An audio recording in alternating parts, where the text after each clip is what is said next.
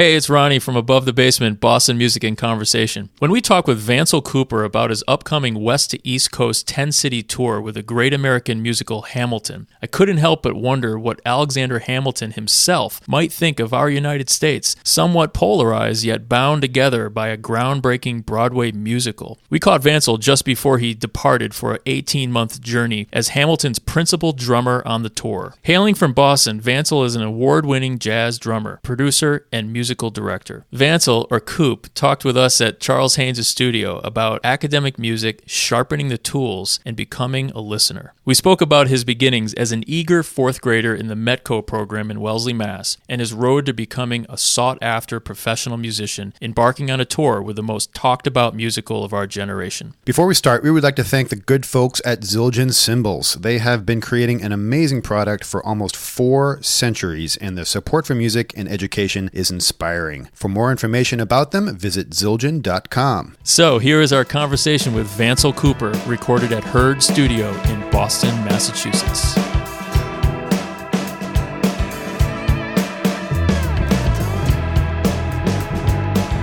Vancil, that's an interesting name. Where's that from? So my mom's name is Vanessa. My dad's name is Cecil. My uncle was the one that suggested this.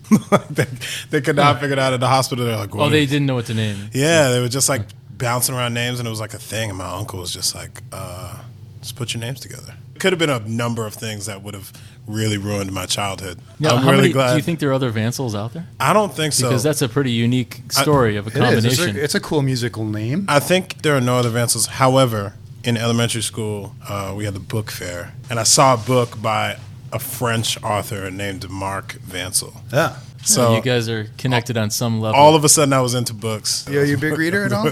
Not anymore. No. I try to get back into it, though. It's good to, when people ask me, like, what do you do outside of music? It's hard for me to say anything because that's really all I do. Right. If I'm not playing music, I'm in the studio creating music. If I'm not in the studio creating music, I'm at home on my couch on YouTube watching or studying music. You know what I'm saying? Yeah, it's really... Well, it's not something that you really punch in and punch out of. It's not as much a 9 to 5. It's a lifestyle. Yeah. Right? But I know people, I know tons of musicians that are just like, they're avid readers, or like they write literature, or they are writing screenplays. Like I know guys like that, or like I know guys that are super into like I play tennis. But I guess it'd have to be food. Food's like the only other thing. I take it seriously, like trying out restaurants and like you're foodie? I do the whole thing. Yeah, like when I'm in new cities, like on tour and stuff like that, I will never go to any place that I can find in Boston. You know what I'm saying? I'll try to find the local thing that's like cool. Yeah, that's what you should do. Yeah, but you'd be surprised how many musicians are just like, oh, dude, there's a Denny's down the street. Let's just hit Denny's, and it's like, oh no, dude. Like, I don't think you're like, well, it is 4 a.m., so I think we have to go there. Yeah, there are definitely situations where you don't have a choice. Do you cook? I love to cook. Take many pages out of my parents' books. West Indians. So there you go. That's something else you do. Definitely. That's a thing. Yes, I am more than music. Yes. Okay, cool. There you go. See? I was just reading something online about Kyrie and his love for... Kyrie Irving? Yeah, I call him Kyrie because... No, you don't know who I'm talking about. Kyrie Irving, friends. he's a Boston Celtic. Yeah, that's what I'm talking about. That's what you're talking about? Who do you think I was talking about? I don't know. How many Kyries do you know? I know like 10.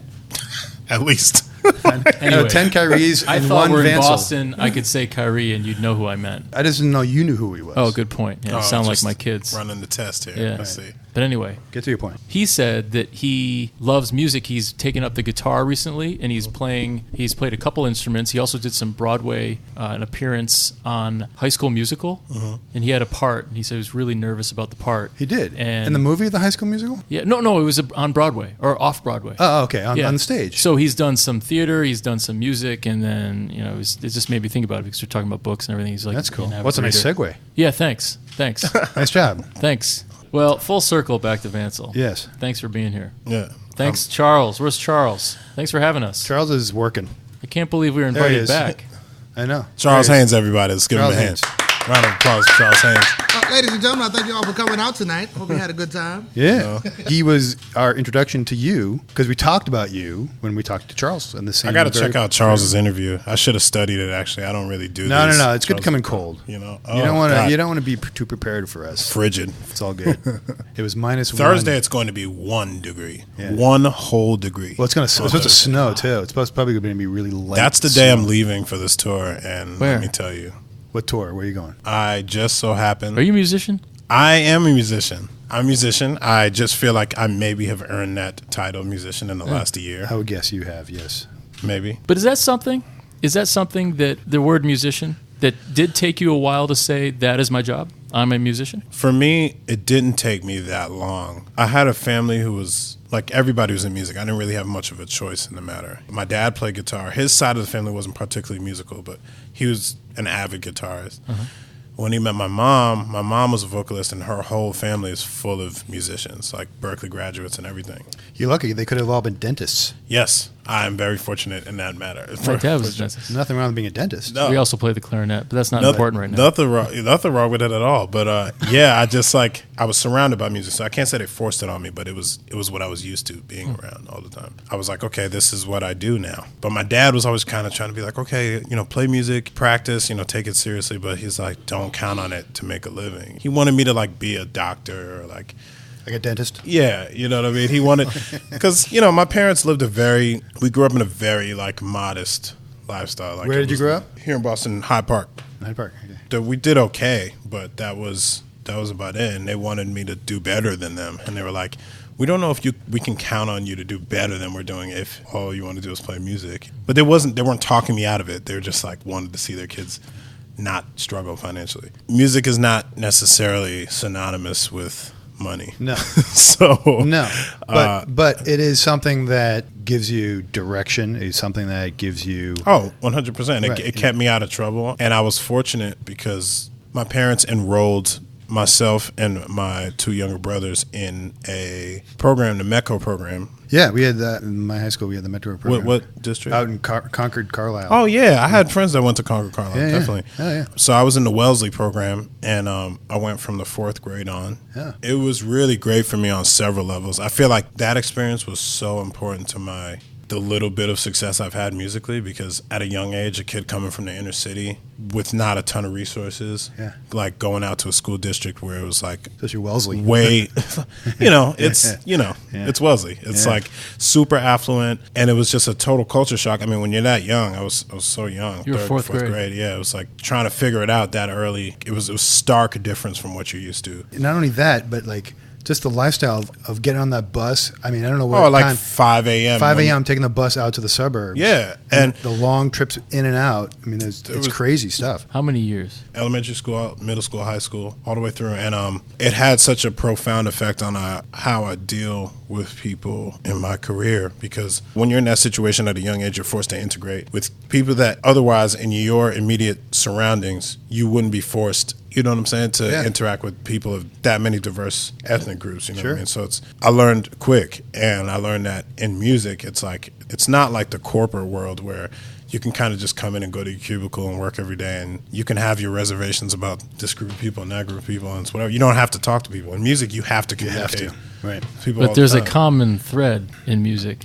It connects everyone. I'm saying this because, and Chuck's nodding his head, because we just met with the Boston Children's Chorus. Mm-hmm. They're amazing. Have you heard of them at all? Yes, definitely. I've worked with them, actually. I did some Jordan Hall Oh, concerts cool. with them. We met with Anthony Tresick King, who's the director, and then Ben Hires. Mm-hmm. And we talked with the kids, and that same type of thing comes up. You are brought into a situation that you didn't expect, and that you're all in this together, and with different people from different areas. Absolutely. I was also fortunate that once I got to my high school years, I was very fortunate because we had one of the top jazz programs in the state. Wellesley? For sure, yeah. Really? My high school jazz band had competed, nationwide jazz competitions, the essentially Ellington competition in New York. I remember doing that a couple times with them.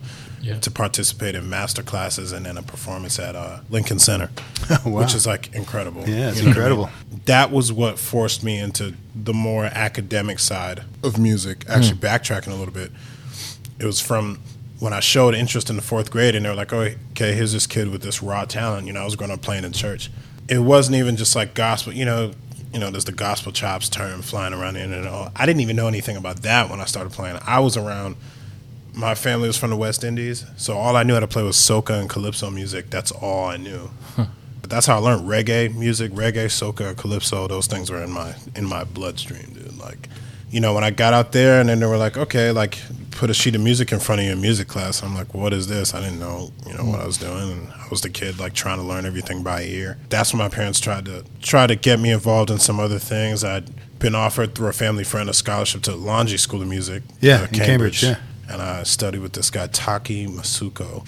He really whipped me into shape at a very young age. Now, I want to ask one thing about the whole Wellesley transition thing, because you're right. There's a lot in that about that transition from third grade to fourth grade. Yeah. At the same time, it sounds like your musical self, there was something there. There was a seed that was planted. I guess my question is, did that system help that blossom? 100%, because I was challenging, and as breaking as it was for me, it was like starting to be able to figure out, okay, here's what is naturally put in me, and here's what's going to take me to the next level. The academic side, and I never planned on being like, I had a little bit of ego about it, like, oh, I don't need to read music, like, who needs to do that? Like, I know how to play. But when you're that young, you're not thinking, because this is how you learn how to play. Improvisation is a thing, and like other kids look at you and they kind of revere you as like this. You know what I'm saying? It's like there's a lot on both sides. You'll find a lot of people who can improvise like nobody's business, no matter what instrument, and they can't read a lick. And then you can see other people who, they're obviously talented and they obviously have the chops, but for whatever reason they just don't have that thing. I don't know. I think that's what kind of began to give me an edge, because I don't think that as I got older that my success wasn't so much about me being so much of a better drummer than other people, but it was more about I was really into like sharpening all of the tools. Yeah. So there's like discipline and like being able to read and like just things beyond the drums, like just your ears and being able to listen and being able to communicate with other musicians, being able to communicate with the artist. There's so much more beyond, okay, I have raw talent and can play that. I mean, that will take you far, but only so far. Right. It was funny because earlier you mentioned like, well, I'm only feeling now that I can call myself a musician. And I remember I was in California once. I went to Berkeley for a very short period of time. Berkeley, California? Berkeley College of Music in Boston. Oh, you said California. No, well, I was in California, but I was visiting L.A. at the time. Okay. Which is in California.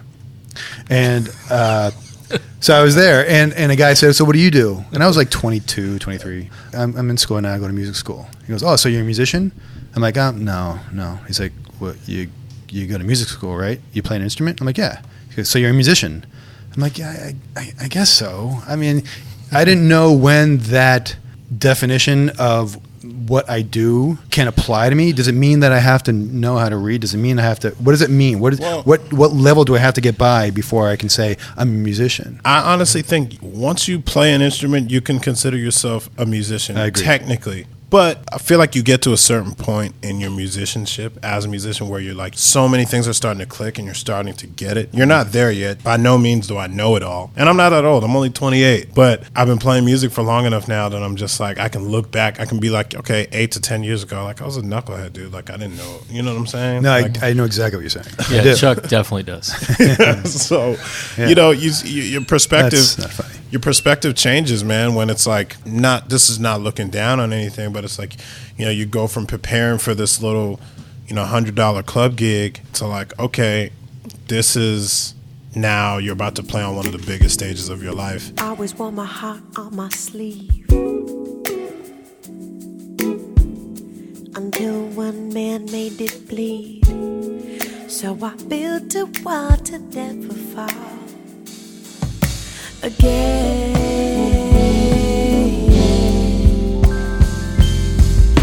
But now you're here. I don't know how you crushed the fear. For so long I was broken. Suddenly I'm strong. You got me open. You have an exciting year. Happy New Year, by the way. Cheers. Oh, Happy New Year. Cheers, Chuck. I finished my beer. Well. So fast. And by the way, I brought some peppermint chocolate cookies. Peppermint? You like peppermint? No. I didn't know that. I've known you for so long right Peppermint now. ruins the cookie, man. Are you guys even real friends? No. No. Fine. I brought them for Charles and Vancil anyway. God.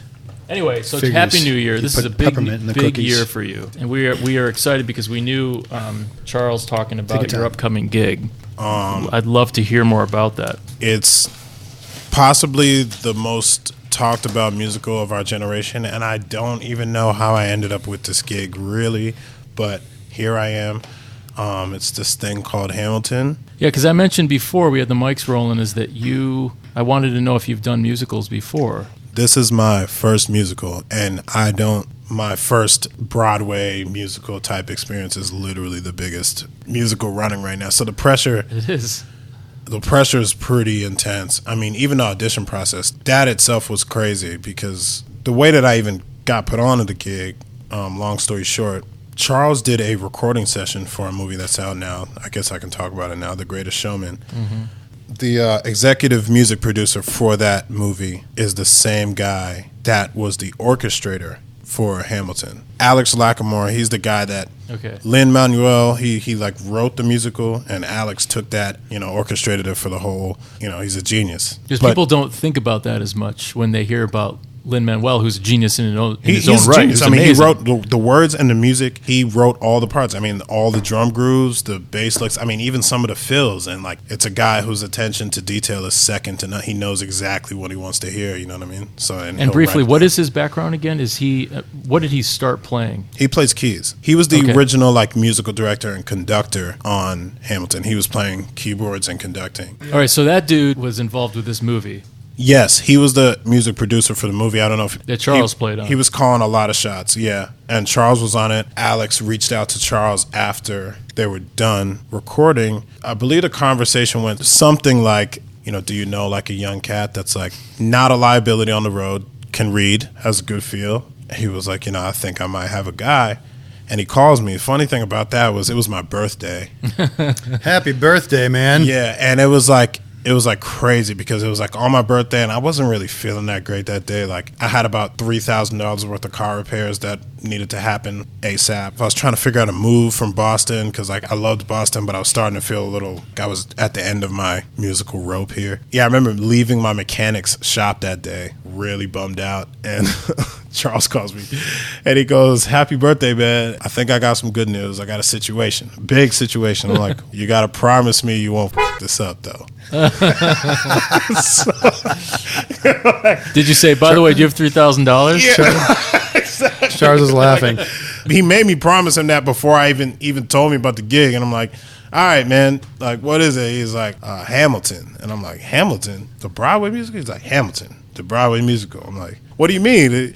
He was like, "Yeah, man, I was working with Alex and they're trying out a bunch of cats." And my brain's like scrambling at the point because at the point I didn't even know it was for the tour. I'm just like, "Oh, it's the Broadway thing and it's like huge. And there's a guy that's already doing the Broadway thing. Like, what happened? Like, did he die? Like, what's going on?" Like, I didn't know. And he's like, "Nah, man." He's like, "The Broadway thing is doing so well. The demand is crazy. They're trying to send out a national tour and they need to find the right guy for the gig. Do you want to do it?" Fast forward, it's Sunday, and I get an email from the music coordinator for Hamilton, and he's like, "Hey, man, heard you might be interested. I just want to confirm that you're interested, because if so, we'll move forward." I'm like, "Yeah." Here's where it gets weird. He goes, "Okay, I'm going to send you excerpts from the show, just the sheet music. No musical backing tracks. We need you to record a video of you playing these with a click. We need to be able to hear the click, play the click track out through a speaker or something. Basically, we need it as soon as possible, ideally by Tuesday morning. It's Sunday." So I came to the studio right here where we're at right now, and I slept right there on that couch.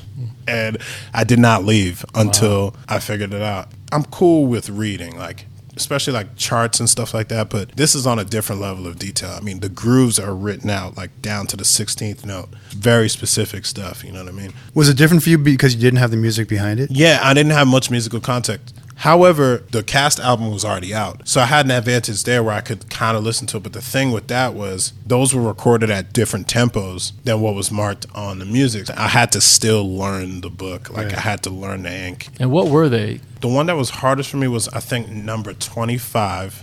What Did I Miss? It goes back and forth between this like super heavy halftime groove to like a straight up like hardcore rockabilly jazz shuffle thing with like big band kicks and stuff like that. It's about being able to play it while also keeping in mind that you have to be locked in with this click and hitting these kicks that are in the chart. You don't really have a lot of time to shed it per se. You just gotta be doing it. waking that muscle up in your brain. Like reading music it's literally a muscle. If you don't keep it sharp, it'll be dull and it will be useless. You know what I mean? Was this the hardest thing you've ever done musically? This gig is by far the hardest gig I've ever done. So you recorded it. I recorded it, I sent did it in. exactly what they asked. I recorded it, tried to do a pretty decent quality, put some mics up, put a decent little mix on it. And I was so unsure about it, but I got a call a couple days later and they were like, hey, can you show up in New York, tomorrow? Like, you know what I mean? And I'm like, yeah, okay, cool. Called a bunch of people, upset them, canceled everything. Booked a flight to New York. Went out there and I sat in a room with Alex, who orchestrated all the stuff.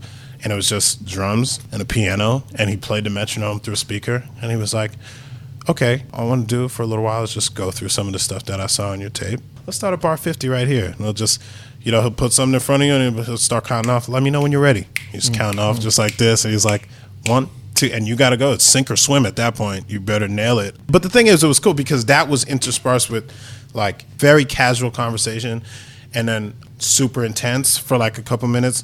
He'll stop you right there and be like, okay, beat 4 of bar 123. That 8th note doesn't sound quite right. What's your dynamic marking there? And you'd be like, yeah, that dynamic marking was mezzo forte, not forte. I'm sorry. I should play this. He'd be like, okay, cool. Let's do it again. It's intense, man. And I mean, the whole experience has been like that, even though, coming from the touring and like the pop and like rock world, it's a different thing. I mean, you learn the songs and you get on stage and you just play them. Songs. This isn't songs. No, there's a few of them that are. There's a few of them that are songs, but these are like musical pieces. Yeah. Like where a lot of the time it's like dialogue happening. No, like, you're right. It's so amazing to me to be playing those grooves, but it's not just, it's about the dynamics, but it's about the communication. It's about everyone else in the band, but on stage. I've learned a new lesson in humility and selflessness doing this gig. I've done the gigs where it's like jazz, hip hop kind of things where you kind of can just like, it's flowing, you know what I'm saying? Like nothing has to be the same. This isn't that. This is like consistency. And this may sound like a dig, but most musicians that like really love to play music don't want to do that. You know what I'm saying? It's this is also it's classical music is the only way that I can make the analogy right now. Yeah. There are people that talk about, remember talking with Lisa Wong and some others, that there's a micro improvisation that people can have with the hand on, sort of the finger on the cello string, and maybe things will be sort of done on a Friday a little bit different than a Sunday. Mm-hmm. But then again, it's pretty universal. I mean, it's scripted. Yep. So my question is, now that you've been rehearsing, do you find that there's a little bit of space there? Is there something left to some micro improv? I have to say yes. Firstly, because they wouldn't hire this like super green, like super new Broadway guy. Like, I've never done this before. I would like to believe that the real reason I got the gig is because I had something that they feel like that could be useful in the sound of the show. It's different than any other gig. It's so different. But I think Hamilton is such a special show. Yeah. Because it has the rapping. It's almost like a battle. I mean, that's scripted, yeah, but that's also reactions to the actors are reacting to each other, and you have to react to the actor. Here's the other tricky part of it is that, like, I'm used to playing to a click, and that's something that I actually enjoy that. I feel comfortable playing with it, but in its context of this show, the way they've created it and programmed it, it's like, it's really crazy because it's still like orchestral music where the tempos are changing throughout this piece of music. You may be playing this groove at 112 BPM, and then for this 4 bars, it's going to 108, and that click's going to change, but you got to still be right on top of it. You got to be still burying it. So you have to have these tempo changes like in your body. So from start to finish, there's click? There's click. However, there will be sections where there's a music break and the click will come out for that 1 bar or 2 bars or 4 bars. And for that period of time, you have to be listening and watching the conductor. And then when he comes back on a downbeat where the click is supposed to come back in, you got to be like right on it. So you're looking at the conductor, right? He's looking at them. And he's looking at them. Yeah. So he is feeding off of what they're doing on stage. Yep. They are not going to act to a click. Nope. Autopilot is not an option. Right. The level of mental stamina that it takes to get through these gigs. And he's the quarterback, the conductor. Yeah. And he'll give you the cue, and you got to be right on it. But the thing is, it's so crazy because even with this, because you're part of this bigger production, that there are little things like he'll ask you for, like, hey, on this tune, can you sit behind the click on this, or I need you to push the click, like sit just ahead of the click on this tune because of whatever's going on stage and the cues that the actors need. You know what I'm saying? So it's like it gets very specific, and it can be very mentally taxing if you got to be super focused. You got to be present. Yeah, I said it earlier. It's like brain surgery, man. How long have you been rehearsing? 4 days. You've only done 4 days rehearsal? Yes. Fly out later this week. It's showtime. And how is that with the rest of the band? Give us a little picture here. You know, who's in the pit? The conductor is the main keyboard player, keys 1, which is like a freak of nature kind of thing because he's on a talkback mic talking to the band while also playing the parts, which are not like ABC parts. Thanks, Alex Lackamore, for that. They're pretty intricate, down to the very voicings, and also conducting with one hand. So a different dude, not Alex, is doing this. Yeah, this guy, Julian Reeve, you know, he's been really kicking my ass in rehearsals and, like, getting me in shape. It's weird. It's like, how did you end up being, like, a conductor/pianist on the #1 Broadway musical right now, and you went to school for drums? Like, So how many people total in the pit then? it's 10 people. So me, bass, guitar, conductor, keyboard player. There's a second keyboard player. There's a percussionist that's playing crazy rig and also manipulating the click track and backing tracks. And then we have a 4-piece string section. When you go on tour, you're going to go in a few days, and you're Yep. going to start where? San Diego. Help me out here. Is this something where you're going to end in Boston but stay for a residency? Or No, we're going to go through San Diego, then like Tempe, Arizona. How long in each city? Usually a month minimum. With like Okay. what, 8 shows a week or what? Like how many 8 shows a week. You play Tuesday, Wednesday, Thursday, Friday. And then a matinee. And then, yeah, weekend. 2 shows Saturday, 2 shows on Sunday. Monday's your day to regain your sanity. And Boston's the end of the tour? Boston is like September, October. I'm going to be, right now my contract is to do a year, but the tour is booked through 2019 and is estimated to tour for another 4 or 5 years. Okay, so this is going all the way across the country, basically. Yeah. And in a month in each city. At least Okay. a month. I mean, in the summer, we're going to D.C. it's a 13-week residency in D.C. Okay. Because the demand was so crazy there. Boston is like all of September and half of October. What are you looking forward to the most on the tour? I'm looking forward to the challenge of consistency. I'm finding the beauty in inconsistency and the challenge that comes with trying to be super consistent every night. Finding the challenge in being a part of something that is so not about you. It's spiritual in a way. You play this very small part in this huge thing, and it's like if you really do your part the way that it's meant to be done, you'll be heard. You just may not be physically seen, but if you just play your small part, giving the actors and stuff what they need, and then in spots where they've given me the blessing to like kind of do your thing, Coop. I would love to be on Fly on the Wall and just like ask you a question in every city. This is an amazing journey. You haven't even started yet. I even have done it in front of an audience. The kit that is required to properly execute this gig is bigger than any kit I would ever play on any The gig. physical kit, the drum kit. Like just geography. All right, Just- tell us about this. Okay, like 5 snare drums, all right? You got to have your main snare drum. You got to have your piccolo snare drum. Wow, You got to have your really? popcorn snare drum, your super detuned low R&B ballad snare drum, and then there's like the Civil War vibe like field drum. Yeah, That's yeah. like a huge staple in the show. By the way, shameless plug, shout out to Zildjian Cymbals. Taking Boom. such good care of me. Sarah, Emily take amazing care of me over there. That's You know, great. Shout out to them. Shout out to Joe and Eric over there at Vic Firth, who are also looking out for me. They're an amazing company, and Yes. there's a reason why they've been around for like 1,000 years. Yep. Yeah. Yeah. Seriously, man. I mean, it's legendary legends. Legends play Zildjian. Legends play Vic Firth, and Johnny up at Pearl Drums, who's been very kind to me also. Awesome. Playing Pearl Drums on this tour. Reference Series drums, the best. Nice. So That's that's my great. little. So this has been a whole new submarine for you. Oh, it's a whole thing. Yeah, it's a thing, and you got a timbale over here, and then it's like triggers and like it's a thing. You have electronic stuff going on too? Oh yeah, definitely. There's whole numbers, like whole songs where I'm playing only electronic triggers the whole song. Really? You know. How do you even get out of the pit? You have to be pulled out. through Yeah, I mean, well, through the thing is air. the kit is so big that you can't even fit it in most pits. So they that's got to why- put you in and then build it around you? Yeah, literally, I have a drum house.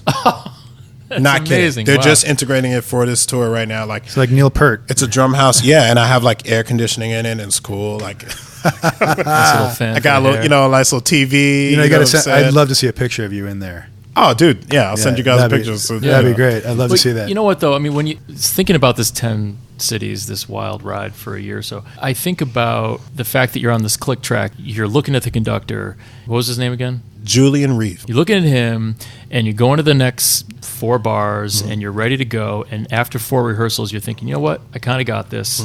We're good to go. At what point, or is there a point, when it becomes in you? Yeah, you're paying attention for consistency, but is that something that you think will happen? Or it's just going to be second nature? I don't think that this is one of those shows that you can just memorize. My career, as it is now, is built off of retention. Because there's so many minute details that it's just like, in bar 63, there's this 8th note thing that has to be there, because that one thing is a cue for the actor to do this, which is also tied in with a lighting cue, which like also the percussionist is doubling that figure on something he's playing. So you can't just be like, oh, I'm not going to play that tonight. It doesn't work that way. I'm loving it now. Certain things through the book start to become, it sits in you. So you're not like, when you're playing, you're focused on like your touch and your dynamic, and not just like eyes glued to the book. This, you know what I'm saying? Yeah. It becomes more of like it's like a guiding light rather than like your set of glasses. I didn't really start to get like loosen up until like the last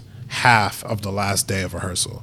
You know what I'm saying? So right now I'm looking forward to like making sure I'm on the same wavelength as my bandmates, like the bass player and I, who are like, you're not in the same room. What do you mean they're not in the same room? Like I was talking about, the kit is so much, the geography, the real estate is so big. He's not near you, though? No, he's in the pit. I'll be in a drum house in a room that's like either right behind or right next to the pit.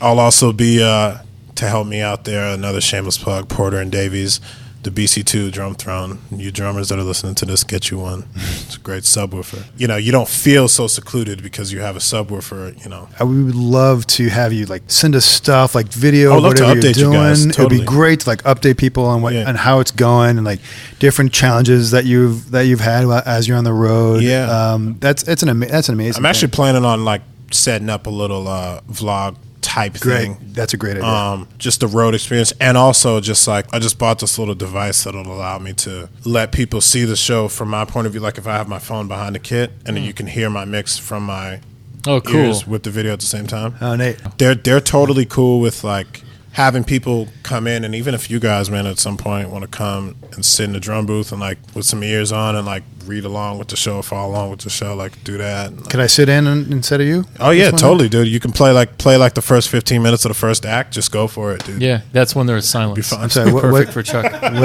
What's a snare? I don't know. Chuck? What's a snare? You can play the rests. But there's something about, you know, that There you go. groove where it's just like 1777. That's the greatest groove. Yeah. When it comes in the beginning. Yep, Alexander Hamilton, the number one, the first two. Yep.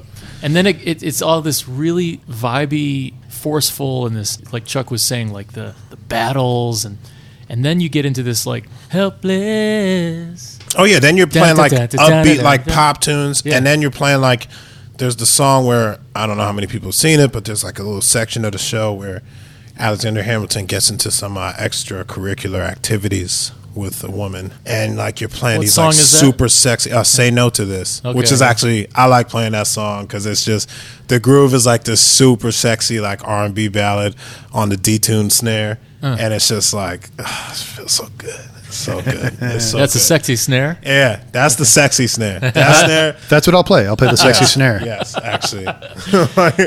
So my kids are 9 and 12, and they have this book, Who is Alexander Hamilton? And I actually read it. I didn't know you read. And yeah, I am reading now these Who Is series. They have great ones. Great. They're large print. Excellent. And they're perfect for me. Anyway, Abridged. the guy was pretty amazing. It's brilliant. I didn't know. I mean, you know, I knew basics, I guess, about him in the late 1700s, and You know, I knew he was in a duel and he died in a duel, right? yeah, everybody remembers Aaron Burr in the duel. Yeah, of course.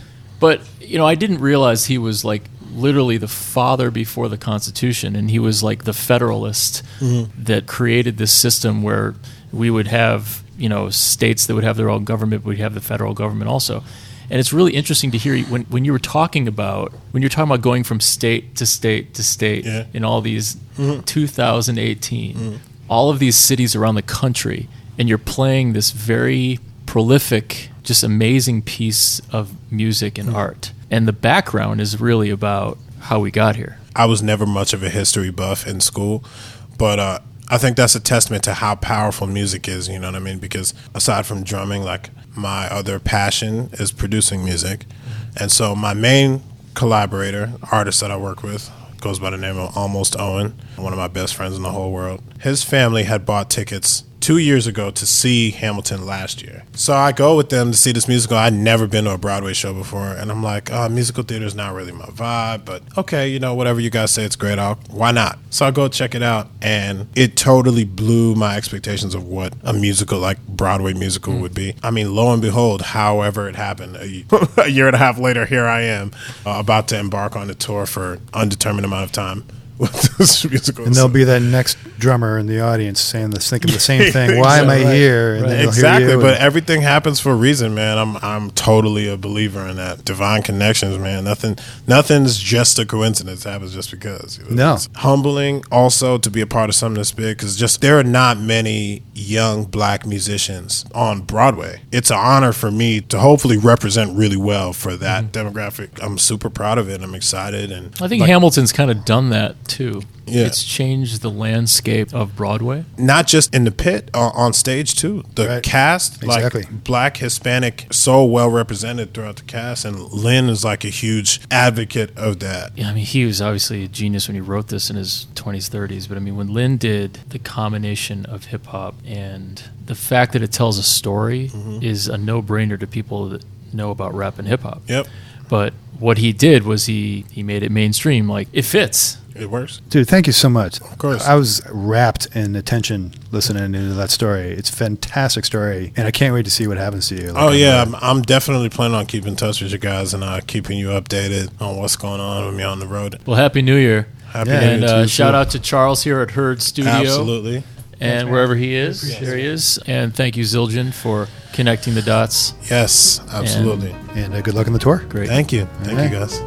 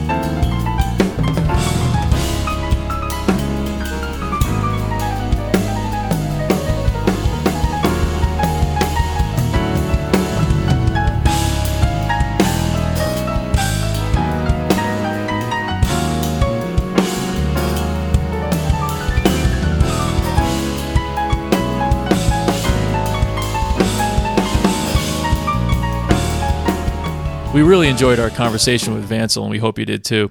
Vancil will be updating us from the road, so keep an eye out for audio, video clips, and other stories. Chuck and I will be waiting impatiently to see him in action on tour in Boston this coming fall. Make sure to go to abovethebasement.com where you can sign up for our newsletter, listen and subscribe to our podcast, like us on Facebook, follow us on Twitter, and look at all the nice pictures we post on Instagram. We are everywhere. On behalf of Chuck and myself, thanks for listening. Tell your friends, and remember, Boston music, like its history, is unique.